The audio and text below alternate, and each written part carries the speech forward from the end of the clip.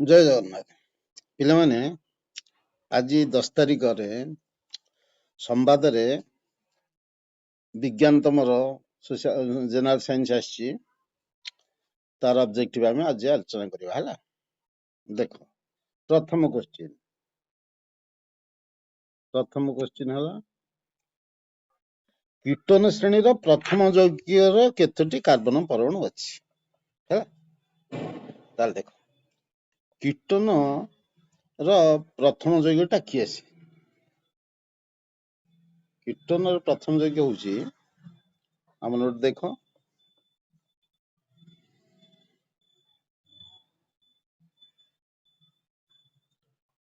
କୀଟନର ପ୍ରଥମ ଯୌଗ ହଉଛି एसीटोन। तार कॉमन नेम साधारण ना हूँ एसीटोन है प्रोपानोन।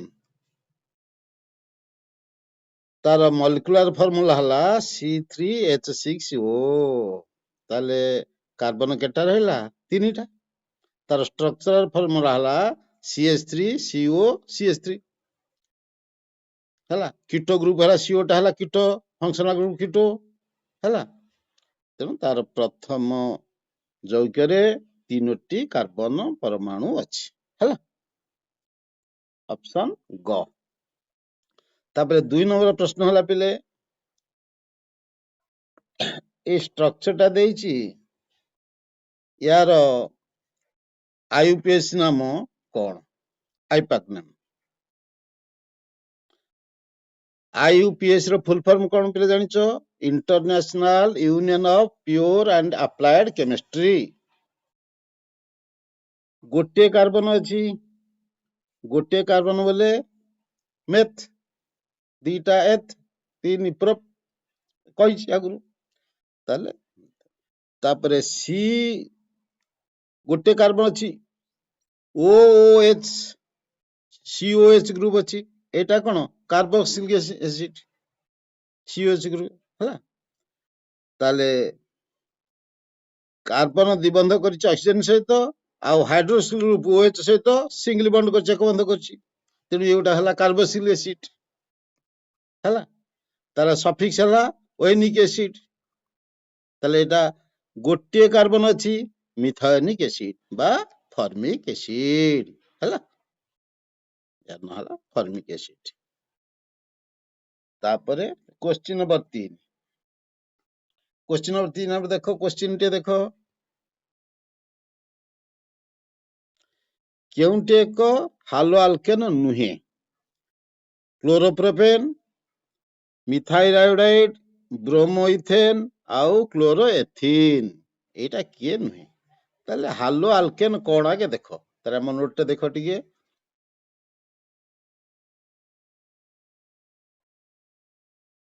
हालो अल्केन बा ता कहंती अल्काइली हालाइड्स हैला। जेउ जैविकरे हालोजेन एटम संयुक्त होइतो, हालोजेन केसे fluorine, chlorine, bromine, iodine, halogen. जेउ जैविकरे हालोजेन एटम संयुक्त होइतो ता कोठी दबो अल्केन चेन रे। अल्केन चेन रे लागि थबो से हो हालो अल्केन। तार देखिबा क्लोरोप्रोपेन कोन ना एटा प्रोपेन चेन लागिची, क्लोरीन टा, क्लोरीन उडे हालोजेन। मिथाइल आयोडाइड ये मिथेन चेन लागिची एवं सिंगल बॉन्ड सब।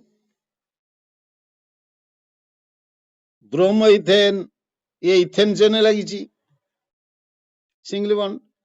किंतु क्लोरोइथिन होउची इथिन चेन रे डबल बॉन्ड लागिची। ताले एटा नुह, केउंटी नुहे? क्लोरोएथिन नुहे।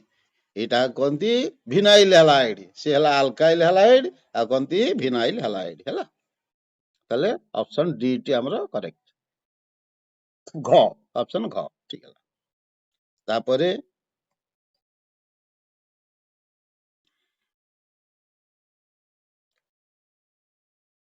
4 नंबर मेंडेलिफिंग पर्याय श्रेणीर ग्रुप अष्टम VII रे थिबा मौलिक गुड़िक आधुनिक पर्याय क्यों सब ग्रुप रे अछंदी? एटा टी तमे पीरियडिक टेबल न जानले एटा करि परिबोनी, मन रखिले सिना हबो। ताले किए किए अछंदी मन रखो। अष्टम ग्रुप रे अछंदी के से ନା ଚତୁର୍ଥ ପର୍ଯ୍ୟାୟ ଅଛନ୍ତି ବାହାର କରିଦବା। ପିରିୟଡିक ଟେବୁଲ को ଦେଖ, ପିରିୟଡିक ଟେବୁଲ ଦେଖ, ସେ ଦେବ ଆରଟା ମେଣ୍ଡେଲିଫଙ୍କ ପିରିୟଡିକ ଟେବୁଲ।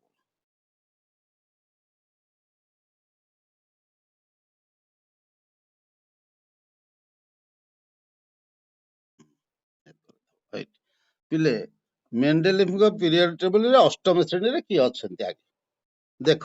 ଏଇଟା ଅଷ୍ଟମ ଶ୍ରେଣୀ, ଏଇଟା ଅଷ୍ଟମ ଶ୍ରେଣୀ। ଅଷ୍ଟମ ଶ୍ରେଣୀ ଅଛନ୍ତି କିଏ ସେ ଦେଖ। ଏଇ ଦେଖ ଫେରମ, କୋବାଲେଟ, ନିକେଲ। ଲୁହା, କୋବାଲେଟ, ନିକେଲ ତିନିଟା ଏଠି ଅଛନ୍ତି। ଅଷ୍ଟମ ମନେ ରଖ, ମନେ ରଖିବାକୁ ପଡିବ, ସେଇଥିରୁ ପଚାରୁଛି ପ୍ରଶ୍ନ। ତାପରେ ଆଉ କିଏ ଅଛି? R U, R H, P D ହେଲା। ଆର୍ ୟୁ କଣ ଜାଣିଛ? ଜାଣିଛ ନା ନାଇଁ? ଆର୍ ୟୁ ହେଲା କଣ? ରୁଦେନିୟମ। ଆର୍ ଏଚ୍ ହେଲା ରୁଡେନିୟମ। ଆଉ ପିଡି ହେଲା କଣ? ପାଲାଡିୟମ। ତାପରେ ଓଏସ୍, ଆଇଆର୍, ପିଟି। ଓଏସ୍ ହେଲା ଅସ୍ମିୟମ। ତାପରେ ଇରିଡିୟମ, ଆଇଆର୍ ଇରିଡିୟମ। ଏଟା ହଉଛି ପ୍ଲାଟିନମ, ପିଟି। ତାହେଲେ ଇଏ ରହିଲେ ଇଏ ତିନିଟା। ଏଇଟା ହେଲା ଚତୁର୍ଥ ପର୍ଯ୍ୟାୟରେ, ଏଇଟା ପଞ୍ଚମ ପର୍ଯ୍ୟାୟରେ, ଇଏ ତିନିଟା ଷଷ୍ଠ ପର୍ଯ୍ୟାୟରେ। ତାହେଲେ ମନେ ରଖ କିଏ କିଏ ରହିଲେ? ଲୁହା, cobalt, nickel, R U, R H, PD, OS, IR, PT, osmium, iridium, platinum ରହିଲେ। ତାହେଲେ ଆଧୁନିକ ପର୍ଯ୍ୟାୟ ଶ୍ରେଣୀ ଆମେ ଦେଖିବା କୋଉଠି ଅଛନ୍ତି। ତାହେଲେ ଆଧୁନିକ ପର୍ଯ୍ୟାୟ ଶ୍ରେଣୀ ଦେଖିବା, ବାହାର କର। ଦେଖ ହେଇଟି ଦେଖ, ଲୁହା, cobalt, nickel, R U, R H, PD, OS, IR, PT. ଏ ଦେଖିଲ ବୁଝିଲେ, ଇଏ କୋଉଥିରେ ଅଛନ୍ତି? ନା ଏଇଟା 8, ଏଇଟା 9, ଏଇଟା ହେଲା 10। ତାହେଲେ 8, 9, 10 ରେ ଅଛନ୍ତି। ଉତ୍ତର ଅପସନ କ। କ୍ଲିୟର? ଦେଖିଲ ଚିତ୍ରରେ? ତାପରେ ଦେଖିବା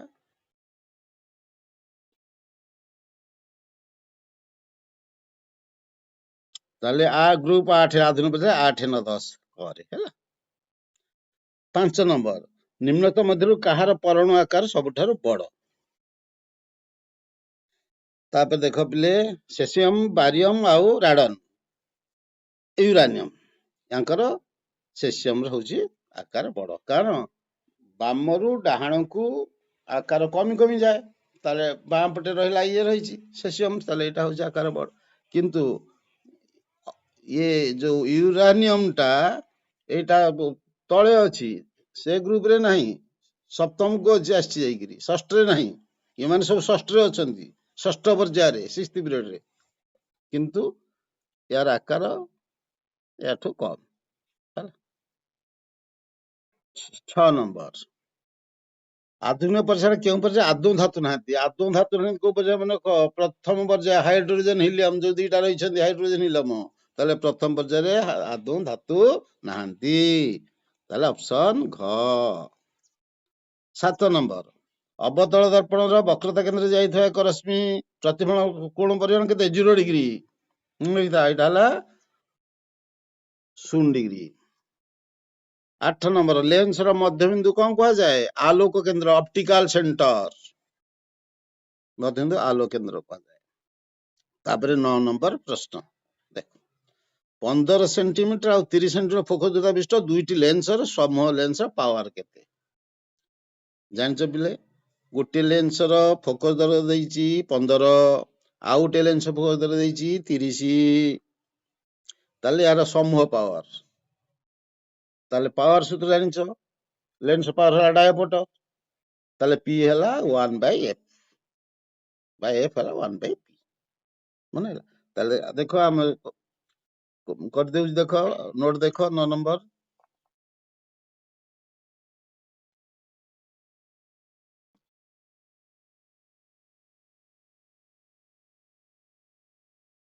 ଦେଖ, ଗୋଟିଏ ଲେନ୍ସର ଫୋକସ ଦୈର୍ଘ୍ୟ ହେଲା 15, ଆଉ ଗୋଟିକର ହେଲା 30। ତାହେଲେ ଆମର ଟୋଟାଲ ପାୱାର ହବ କେତେ? P1 plus P2। ତାହେଲେ ଯାହାର ଆମେ 1/f ନେଲେ ମିଟର ହବ, 100 ବାଇ ଫୋକସ ଦୈର୍ଘ୍ୟ ହେଲେ ସେଣ୍ଟିମିଟର ହବ। 100 ବାଇ ନେଲେ ଆମେ 100, କାରଣ ସେଣ୍ଟିମିଟର ଦେଇଛି। 15 ସେଣ୍ଟିମିଟର ଆଉ 30 ସେଣ୍ଟିମିଟର।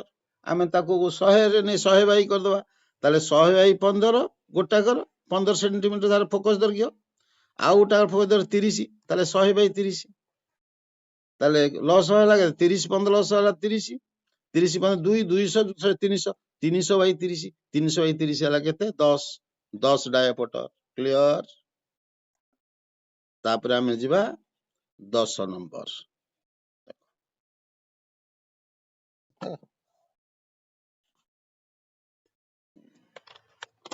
10 नंबर देख हैला 10 नंबर देखो चक्षु लेंस रो फोकस दृढ़ता कमिले की प्रकार दृष्टि दोष होइथाए चक्षु लेंस फोकस दैर्घ्य कमिले हमर समीप दृष्टि दोष होइथाए माने समीप दृष्टि पे कोन को लेंस दरकार अवतल लेंस ताले वस्तुरु आस्तुवा आलोक रश्मि मुकुरिकार पित्त बिंदु ऊपर न पड़ी ता पूर्वरु पड़ी थबो पूर्वरु पड़ी जाए हला सेटा ला समीप दृष्टि दोष दूर दृष्टि दोष कोन ताले आपे अवतल लेंस दरकार कारण अवतल हला कोन अवतल लेंस डाइवर्जिंग लेंस दूरे दो दूरे की पुणी कम की देला ठीक मुकुरिया पित्त बिंदु पर आसी पड़ियो हला ताले हमर समीप दृष्टि दोष तापर 11 नंबर निम्नलिखित केउ उक्तिटी कनिका में प्रयोज्य कनिका एक यह सुष्ठपटल पछे थिबा कला मांसल वस्तु ऑप्शन ग सुष्ठपटल पछे थिबा कला मांसल वस्तु हला हमर कनिका तापर 12 नंबर पिले देखिबा 12 13 14 प्रश्न पढ़ी दबा सेठी करबा देखिबा पांचटी रेजिस्टर प्रत्येकर प्रतिरोध होची 1/5 ओम पांचटी प्रतिरोध प्रत्येकर पांचटी रेजिस्टर प्रत्येकर प्रतिरोध होची 1/5 ताले एही संजोग अति बेसी रे केते हबो अति बेसी रे केते कोन पचारि पर अति कम रे केते हबो पचारि पर एटा मन तापर आ गोटे 13 नंबर प्रश्न खंडिय तार रे 0.5 एम्पियर विद्युत स्रोत 1 घंटा पे प्रवाहित हेले मोट चार्ज केते 13 नंबर 14 नंबर देखो एक गृह विद्युत परिपथ रे 5 एम्पियर रो फ्यूज संयुक्त होईची परिपथ रे केते 5 एम्पियर विद्युत ये फ्यूज संयुक्त होईची जदि मुख्य विद्युत जोगाण 240 वोल्ट आउ एथरे 40 वाट रो केतोटी ट्यूब लाइट लागि पारिबो हला ताले हम नोट देखो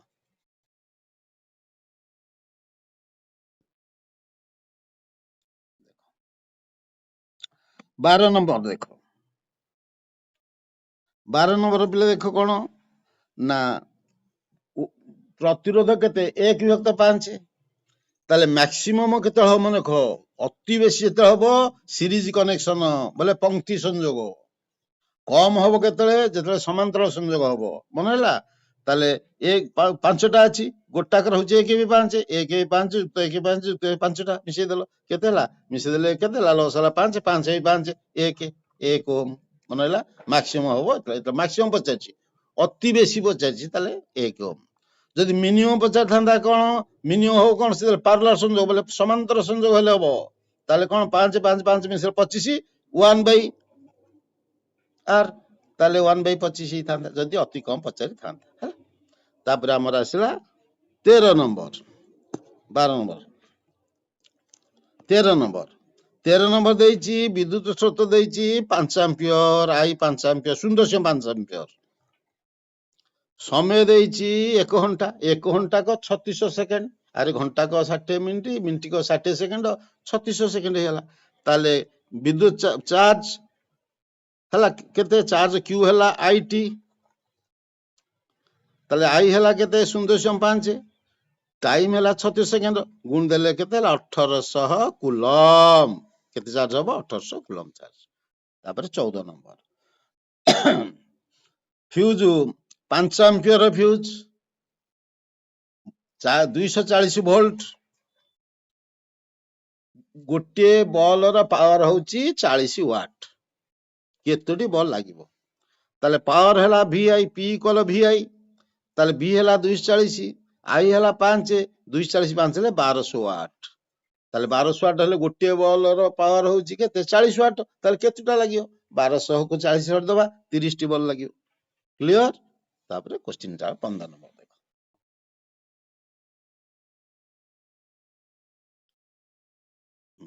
15 नंबर सरला बुझिल तापर 15 नंबर घरे शीतताप नियंत्रित यंत्र व्यवहार କରିବା ନିମନ୍ତେ କେତେ ରେଟିଂ ର ବିଦ୍ୟୁତ ପରିପଥ ବ୍ୟବହାର କରାଯାଉ ଉଚିତ 15 ଆମ୍ପିୟର ଅପସନ ଗ 16 ନମ୍ବର କେଉଁ ବୈଦ୍ୟୁତିକ ଉପକରଣ ଯାନ୍ତ୍ରିକ ଶକ୍ତିକୁ ବିଦ୍ୟୁତ ଶକ୍ତିରେ ଜେନେରେଟର ହେଲା क्षीण विद्युत स्रोत मापिबा गाल्भान मीटर विद्युत स्रोत मापिबा एमीटर तापर देखो 17 नंबर विद्युत परिपथरे केउंठी विद्युत स्रोतर दिग परिवर्तन ପାଇଁ ବର୍ତ୍ତේ कम्यूटेटर ऑप्शन ख ହେଲା तापरे 18 नंबर ହେଲା 18 नंबर बिले ଦେଇଛି फेरस सल्फेट को उत्तप्त कले केतोटी गैसीय उत्पाद मिले ferrous sulphate FeSO4 ferrous sulphate को केतुटा गैसीय उत्पाद मिले से गोटे क्वेश्चन नोट देखिबा इना तापरे manganese dioxide MnO2 plus HCl हैला MnCl2 plus water plus chlorine gas गोटे ये गोटे 19 नंबर गोटे समय तापरे 20 number lead Pb plus copper chloride सन PbCl2 copper chloride plus copper एटा को प्रक्रिया तले 18 19 न नोट देखो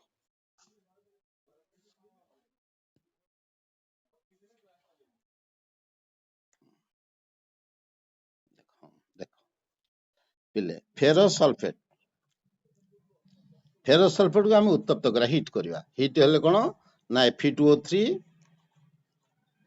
तापर सल्फर डाइऑक्साइड और सल्फर ट्राइऑक्साइड ताले गैसीय उत्पादन केटा बाहरला गैसीय उत्पादन भला दीटा केसे सल्फर डाइऑक्साइड गोटिए आउ सल्फर ट्राइऑक्साइड गोटिए मानेला ताले फेरस सल्फेट एठी मने क पिले जदी से पचारी थांता क्रिस्टल फेरोसल्फेट बोले जलयोजित कपर सल्फेट अणु 7टा जल अणु रही 7H2 मन लिखित भितरे सेथरे जदी पचार थांता ताले 3टा हे थांता काहे हे थांता 3टा मन रख गोटे वाटर वेपर व्हाइट थांता हिट कला पर फास्ट तापर पुनी अधिक हिट देइथले ए सल्फर डाइऑक्साइड सल्फर ट्राइऑक्साइड था जदी देइ थांता क्रिस्टल कपर सल्फेट ताले तीनोटी गैसीय उत्पाद बाहर थांता खाली फेरस सल्फेट देइची जोड़िए बाहरियो sulphur dioxide sulphur trioxide clear उत्तर ऑप्शन ख तापर देखो इटा बिले MnO2 प्लस HCl आ MnCl2 ए बाहरला ए समीकटी से देइची से कहला एथरे जारक किए से मन रख एथरे जारक किए से मन रख जानिच ऑक्सीडेशन कोन रिडक्शन कोन कहिची हला अम्लजान लाभ करिबा बा उजान हरेबा हला जारण तार विपरीत हला विजारण अम्लजान हरेबा बा उजान लाभ करिबा कोडा को पढिछ पूर्व बहुत बड़ भिडियो कहिछ मोर नोट अछि सब कहि दिछि ताल देखो एठेई हमर प्रश्न देखो HCl रु कोन गला हाइड्रोजन ता लॉस हेला क्लोरीन हेला ना अरे HCl रु हाइड्रोजन चली गला लॉस हेला ताले हाइड्रोजन लॉस हला अर्थ कोन जारित हला अरे हाइड्रोजन लॉस हला अर्थ जारित हला जदी जे जारित हला से को कहंती विजारक गला MnO2 रु ऑक्सीजन लॉस हला ताले ये कोन विजारित हला ताले विजारित हला जे विजारित हबो से होची जारक ताले MnO2 हला जारक प्रश्न जारक के से MnO2 क्लियर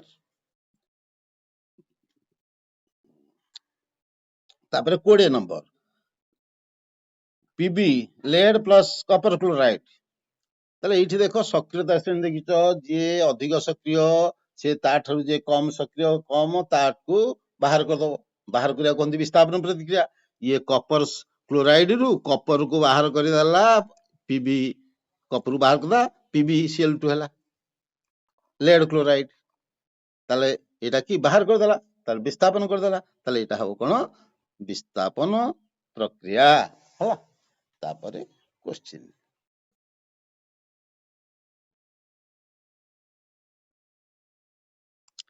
ভিনেগারে କେଉଁ ଅମ୍ଳ ଥାଏ ହେଲା।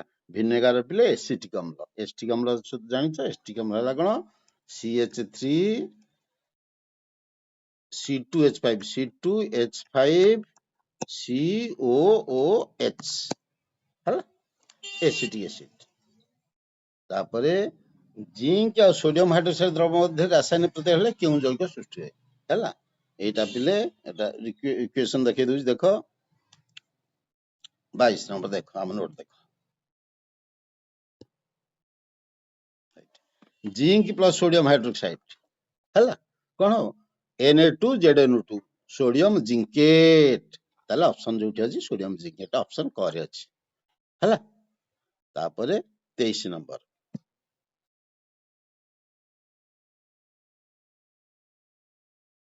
କେଉଁ ଧାତୁ ସୋଲ୍ଡର? ସୋଲ୍ଡର ହଉଛି SnPb। ଟିଣ ସୀସା ମନେକ SnPb ଅପସନ ଖ।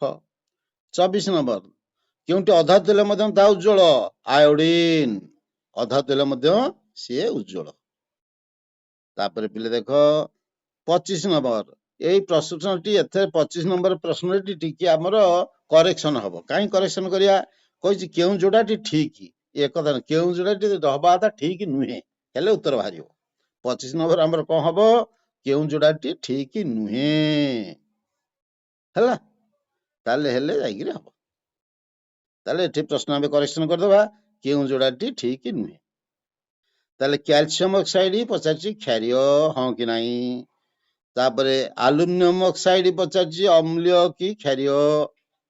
ଏଇଟା ସେମିତି ଅମ୍ଳୀୟ, ସଲଫର ଡାଇଅକ୍ସାଇଡ ଲେଖିଛି ଅମ୍ଳୀୟ, ଆଉ ZNO ଲେଖିଛି ଆମ୍ଫୋଟେରିକ ଅକ୍ସାଇଡ। ତାହେଲେ ମନେ ରଖିଲେ ଆମେ ଜାଣିଛେ, ପଢିଛ ଯେତେବେଳେ ପର୍ଯ୍ୟାୟ ସାରଣୀ ଆମର ପଢିଆ ହେଲା, ଧାତବ ଅକ୍ସାଇଡ ଗୁଡିକ କ୍ଷାରୀୟ, ଅଧାତବ ଅକ୍ସାଇଡ ଗୁଡିକ ଅମ୍ଳୀୟ। ତାହେଲେ ଏଇଟା ଧାତବ ଅକ୍ସାଇଡ, ତାହେଲେ କ୍ଷାରୀୟ ଠିକ ଅଛି। ତାପରେ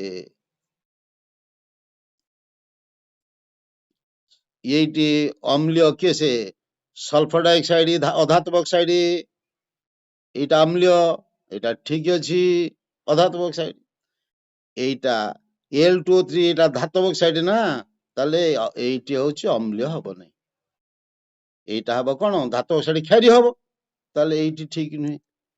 ଆଉ ଏଇଟା ହଉଛି ଆମ୍ଫୋଟେରିକ ଅକ୍ସାଇଡ, ଏଇଟା ଠିକ ଅଛି ହେଲା। ତାହେଲେ ଆମର ଏଇ ଗଟି ଠିକ ନୁହେଁ, ହେଲେ ଗଟି ହଉଛି Al2O3, ଏଇଟା କ୍ଷାରୀୟ ଅକ୍ସାଇଡ ହବା କଥା, ଏଇଟା ଅମ୍ଳୀୟ ଅକ୍ସାଇଡ ଲେଖିଛି ହେଲା। ତାପରେ 26 ନମ୍ବର ହେଲା ପିଲେ,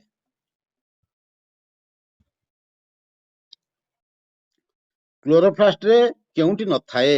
କ୍ରିଷ୍ଟ ନଥାଏ, ଅପସନ କ।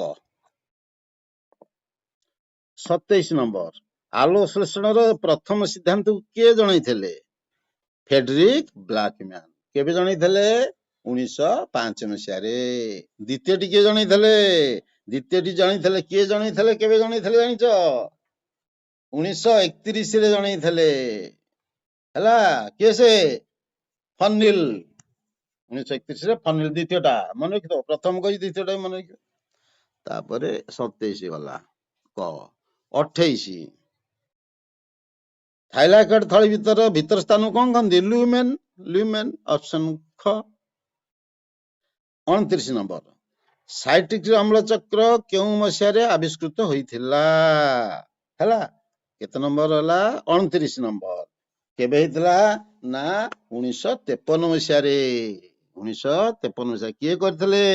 ସାର ହାନ୍ସ କ୍ରେବସ। ତାକୁ ମଧ୍ୟ କ୍ରେବସ ଚକ୍ର କହନ୍ତି, ସାଇଟ୍ରିକ ଅମ୍ଳ ଚକ୍ର ବା କ୍ରେବସ ଚକ୍ର କହନ୍ତି। 1953 ରେ ବାହାର କରିଥିଲେ ସାର ହାନ୍ସ କ୍ରେବସ ହେଲା। ତାପରେ 30 ନମ୍ବର, କେଉଁଟି ସାଇଟ୍ରିକ ଅମ୍ଳର ସଂକେତ ଅଟେ? ଏଥିରେ ତ ସଂକେତ ନାହିଁ ସାଇଟ୍ରିକ ଅମ୍ଳର ସଂକେତ। ସାଇଟ୍ରିକ ଅମ୍ଳର ସଂକେତ ନାହିଁ, ଯୋଉ ଚାରିଟା କ ଖ ଗ ଘ ଦେଇଛି ଏଥିରେ ନାହିଁ। ସାଇଟ୍ରିକ ଅମ୍ଳର ସଂକେତ ହଉଛି କଣ ପିଲେ? C6H8O7 ହେଲା। ଏଇଟା ହଉଛି ସାଇଟ୍ରିକ ଅମ୍ଳର କ୍ଲିୟର। ତାପରେ 31 ନମ୍ବର, উদ্ভিদ କେଉଁ ପ୍ରକ୍ରିୟା ମଧ୍ୟରେ ବାୟୁ ଅମ୍ଳଜାନକ ଗ୍ରହଣ କରେ? ବିସରଣ ପ୍ରକ୍ରିୟା। କି ପ୍ରକ୍ରିୟା? ବିସରଣ ପ୍ରକ୍ରିୟା।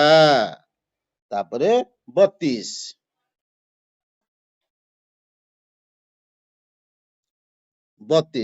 କଇଁଚ କୁମ୍ଭୀର ତୁମି କାହା ଦ୍ୱାରା କରନ୍ତି? କଇଁଚ କୁମ୍ଭୀର ଫୁସଫୁସ ଦ୍ୱାରା ହେଲା। ତାପରେ 33 ନମ୍ବର ଦେଖ, ଶ୍ୱାସନଳୀ ଦ୍ୱାରକୁ କଣ କହନ୍ତି? ଗ୍ଲଟିସ୍ ହେଲା। ଖାଦ୍ୟନଳୀ ଦ୍ୱାରକୁ ଗଲେଟ। ସୁସ୍ଥ ବ୍ୟକ୍ତି 34 ନମ୍ବର, ସୁସ୍ଥ ବ୍ୟକ୍ତିର ହୃତ୍ପିଣ୍ଡ 144 ଥର ସ୍ପନ୍ଦିତ ହେବା ପାଇଁ କେତେ ସମୟ ଲାଗିବ? ଥରେ ମିନିଟିଏ କେତେ ଥର? 72 ଥର। ତାହେଲେ 144 ଥର ହେଲେ 2 ମିନିଟ। ତାହେଲେ ଉତ୍ତର ହେଲା 2 ମିନିଟ। ତାପରେ ଦେଖ, କେଉଁ ଜଳଚର ଜୀବର ହୃତ୍ପିଣ୍ଡ ଗୋଟିଏ ଅଳିନ୍ଦ ଗୋଟିଏ ନିଳୟ? କିଏ ସେ? ମାଛର। ଗୋଟିଏ ଅଳିନ୍ଦ ଗୋଟିଏ ନିଳୟ ହେଲା। ବେଙ୍ଗର କେତେ ଜାଣିଛ? ବେଙ୍ଗର 3 କୋଠରୀ, 2ଟା ଅଳିନ୍ଦ ଗୋଟିଏ ନିଳୟ।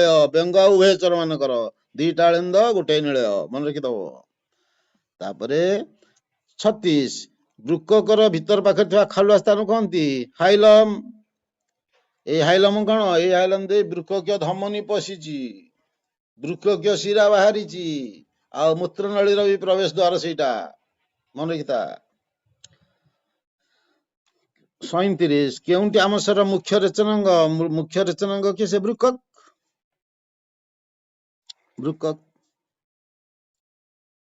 38, ଜଣେ ପ୍ରାପ୍ତବୟସ୍କ ବ୍ୟକ୍ତିର ମସ୍ତିଷ୍କର ଓଜନ କେତେ? 1500 ଗ୍ରାମ। ଶିଶୁର କେତେ? 400 ଗ୍ରାମ କୁହାଯାଇଛି କାଲି। ତାପରେ 39 ନମ୍ବର ହେଲା। 39 ନମ୍ବର ହେଲା, ମଣିଷ ଠାରେ କେତେଟା ସୂକ୍ଷ୍ମାଶୟ ଅଛି? କେତେ? 31 ଯୋଡା। କ୍ଲିୟର।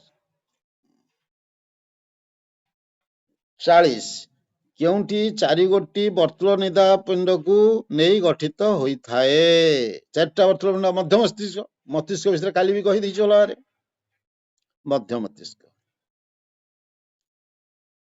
କେଉଁଟି 41 ନମ୍ବର ଦେଖ, କେଉଁଟି ଏକ ସାମୟିକ ଅନ୍ତଃସ୍ରାବୀ ଗ୍ରନ୍ଥି? କିଏ ସେ? ସାମୟିକ ଅନ୍ତଃସ୍ରାବୀ ଗ୍ରନ୍ଥି ହେଲା ଭ୍ରୂଣବନ୍ଧ ହେଲା। ଭ୍ରୂଣବନ୍ଧ ହେଲା। ଏଥିରୁ କଣ କୋଉ ହରମୋନ କ୍ଷେରିତ ହେଇ ଜାଣିଛ? ଏଥିରୁ HCG ହରମୋନ। HC ଭ୍ରୂଣବନ୍ଧରୁ କୋଉ hormone? HCG hormone, human chorionic gonadotrophic hormone, ମନେ ରଖ।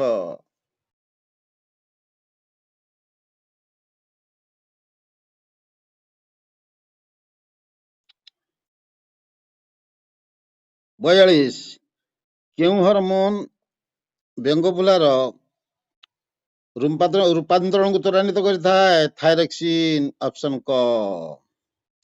କେଉଁ ହରମୋନ ନ୍ୟୁରୋହାଇପୋଫାଇସିସରୁ କ୍ଷରିତ ହୋଇଥାଏ? ନା ADH ହେଲା ଭାସୋପ୍ରେସିନ। ADH ହେଲା କଣ? ଭାସୋପ୍ରେସିନ, ଆଣ୍ଟି ଡ୍ୟୁରାଟିକ ହରମୋନ ADH। ଆଉ ଏଟା କହିଛି, ୟାକୁ ଭଲ ବୁଝେଇଛି, ୟାକୁ କ୍ଲିୟର ଭାବରେ ବୁଝେଇଛି ଥରେ ହେଲା। ଦେଖିବ ସବୁ। ପିଟୁଟାରୀ ତା 2ଟି ଖଣ୍ଡରେ ବିଭକ୍ତ। ଗୋଟିଏ ହଉଛି ଏଡିନୋହାଇପୋଫାଇସିସ, ଆଉ ଗୋଟେ ହଉଛି ନ୍ୟୁରୋହାଇପୋଫାଇସିସ ହେଲା। ସେଥିରୁ ଯାଉଛି କିଏ? ସେ ଏଡିନୋହାଇପୋଫାଇସିସ ଯାଇଛି GH growth hormone, prolactin, FSH, LH, TSH, ACTH। ଏଥିରୁ ଯାଉଛି କିଏ? ସେ ବାହାରୁଛି ହରମୋନ ଅକ୍ସିଟୋସିନ ଆଉ ଭାସୋପ୍ରେସିନ, ମନେ ରଖିବ ସବୁ। 44 ନମ୍ବର ହେଲା। 44 ନମ୍ବର ଦେଖ, ଫଳିକାର ସ୍ଥିତ ମଧ୍ୟରେ କେଉଁଟି ରହିଥାଏ? 44 ହେଲା ଗର୍ଭଦଣ୍ଡ ହେଲା। 44 ହେଲା ଗର୍ଭଦଣ୍ଡ। ଫଳିକାରେ ମନେ ରଖ ପିଲେ 3ଟି ଅଂଶ ଅଛି। ସ୍ଫୀତ ନିମ୍ନ ଭାଗ କୁହନ୍ତି ଗର୍ଭାଶୟ, ମଧ୍ୟ ଭାଗ କୁହନ୍ତି ଗର୍ଭଦଣ୍ଡ, ଉପର ଭାଗ କୁହନ୍ତି ଗର୍ଭଶୀର୍ଷ। ଫଳିକାର 3ଟି ଅଂଶ। ତାପରେ 45 ନମ୍ବର ନେଇଛି, ଭ୍ରୂଣାଶୟର ଅଗ୍ରଭାଗରେ କେଉଁଟି ରହିଥାଏ? 45 ର ଉତ୍ତର ଦେଇଛି ପିଲା ଆମର 45 ର ଉତ୍ତର ଦେଇଛି ଘ ଦେଇଛି 45 ପରାଗ ନଳୀ ଦେଇଛି।